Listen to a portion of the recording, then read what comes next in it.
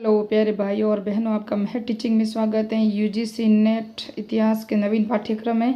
यहाँ से हमने सारे टॉपिक ये सब करवा लिए हैं। हम गणराज्य, जनपद, कर्म, सिद्धांत, दंड, सिद्धि, अर्थशास्त्र, सप्तांग, सब धर्म, विजय, चैत्य, ये द्रविड़ नागर शैली भी करवा लिया। द्रविड़ शैली का ये दूसरा वीडियो है आज। इसके बाद बेसरा, फिर बौद्धिस्त, तीर्थंकर सब चलेंगे। इस तरह संकल्पनाएं, विचार, अवधियाँ, शब्दावलियाँ ये सब पढ़ा रहे हैं सिलेबस के अनुसार। और ये जो टॉपिक चल रहा है ना हमारी द्रविड़ शैली, इससे पहले मैंने दो आपको ये एक पेज का ही नोट्स है आज, तो इतने आज तो मैं आपको दूंगी।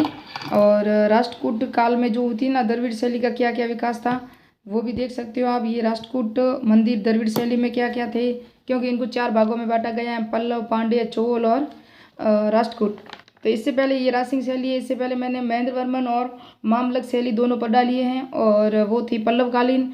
अब पढ़ रहे हैं पल्लवकालीन 2 शैलियाँ बची थी, वो स्टार्ट कर रहे हैं। इस ये असिस्टेंट प्रोफेसर स्कूल व्याख्याता यूजीसी नेट, जहाँ भी इतिहास टॉपिक आता है ना वो सब जगह होगा। आरएस मेन में भी होगा। तो अगर टॉपिक है तो आपको इतिहास में तो सारे टॉपिक आते ही हैं। द्रविड़, नागर शैली, भक्ति, सूफी आंदोलन, नयनवार, अलवार वगैरह सब आते हैं। तो स्टार्ट करते हैं राजसिंह शैली। और राजसिंह शैली जो था, पल्लव शासक था राज सिंह। पल्लव शैली, द्रविड़ शैली, राजसिंह शैली तीनों नाम से पुकारते हैं। इसका शासनकाल 700 से 900 ईस्वी तक था। एक पेज का ही नोट्स हैं। और स्थापना संस्थापक राज सिंह थे। चिनाई पद्धति और द्रविड़ शैली का चलन मामल शैली में चला था। मामल शैली थी ना, उसके अंदर चिनाई पद्धति थी।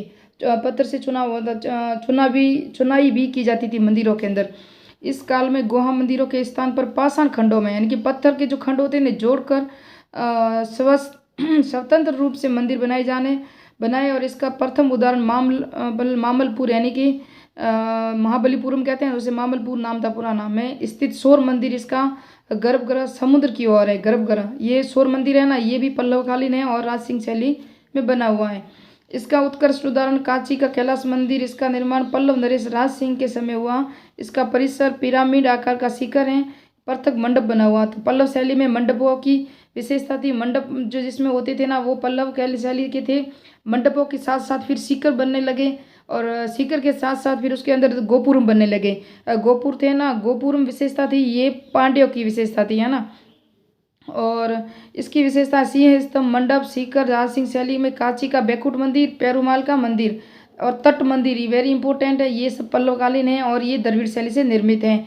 सबसे बड़ा जाति विमान जिसमें क्षत्रिय सिंहेश्वर कहा गया, इसका विमान राजशेखर नाम से ही प्रसिद्ध है। इसका विमान है ना किसका, कांची का बैकुंठ और पेरुमाल मंदिर और तट मंदिर। सबसे बड़ा जाति विमान जिसमें क्षत्रिय सिंहेश्वर कहा जा गया, और उसको ही राजशेखर नाम से भी प्रसिद्ध है। इसके निर्माण में ग्रेनाइट और बलुआ पत्थर का प्रयोग हुआ था। किसके निर्माण में, तट मंदिर में, कांची का बैकुंठ मंदिर में और क्षत्रिय सिंहेश्वर में, है ना। तो ये हो गया, प्रयोग हुआ था। चौथी और अंतिम जो शैली है वो पल्लवकालीन शैली है। 4 भागों में बांटा गया था द्रविड़ शैली को पल्लव काल में। ये अपराजित शैली है, जो अपराजित शासक था। यह पल्लव काल का मंदिर के विकास में अंतिम चरण का संकेत देती है। अंतिम और हास्योन्मुख शैली, इसका प्रसिद्ध मंदिर बहुर मंदिर, बैकुंठ मंदिर, पेरुमाल मंदिर उदाहरण है इसके भी। फिर है राष्ट्रकूट मंदिर द्रविड़ शैली। राष्ट्रकूट काल में जो द्रविड़ शैली विकसित हुई थी वो है, तो कर्षण प्रथम था, 758 से 753 के बीच में था। और ये मुझसे मिस्टेक हो गया था कि 758 से 773 है ना, मैंने 53 लिख दिया था। इसका प्रसिद्ध मंदिर है एलोरा का कैलाश मंदिर, ये राष्ट्रकूट कालीन है। इन मंदिरों में तोरण की प्रधानता व तोरण के और हाथी बनाए गए थे। तोरण था ना उसके पास में ही तोरण के दोनों और हाथी बनाए गए थे। इस मंदिर पर जो प्रतिमाएं उकेरी गई जो पौराणिक कथाओं को बयान करती है। पौराणिक कथाओं के अनुसार इस मंदिर के जो तोरण होते थे ना उस पर प्रतिमाएं बनाई गई थी। और राष्ट्रकूट शासनकाल में एक ऐसा शासनकाल था जहाँ मंदिरों को जो मूर्तियां बनाई गई थी ना वो धातुओं को गलाकर बनाने की अनोखी कला थी इनके पास। और इनमें शिव पार्वती के विवाह की जो प्रतिमा है ना, याद रखना ये इंपॉर्टेंट है। इंद्र इंद्राणी की मूर्तियां और रावण द्वारा कैलाश का उत्तोलन उल्लेखनीय है, ये वेरी इंपॉर्टेंट है, इनको अच्छी तरह याद रखना। बम्बई के धारापुरी नामक द्वीप पर एलिफेंटा की गुफाएं जो राष्ट्रकूट राजवंश के समय की हैं। बस इंपॉर्टेंट था वो मैंने बता दिया। नेक्स्ट में पढ़ेंगे चोलकालीन, जो आप देख सकते हो अभी मेरे पास है। ये नोट्स नहीं है, सॉरी, ये बुक है BA फर्स्ट ईयर की।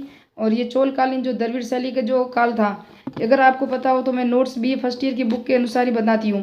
ये वनस्थली विद्यापीठ विश्वविद्यालय से बुक है, ये है। और मिलते हैं नेक्स्ट वीडियो में और नेक्स्ट पॉइंट में शॉर्ट नोट्स के साथ।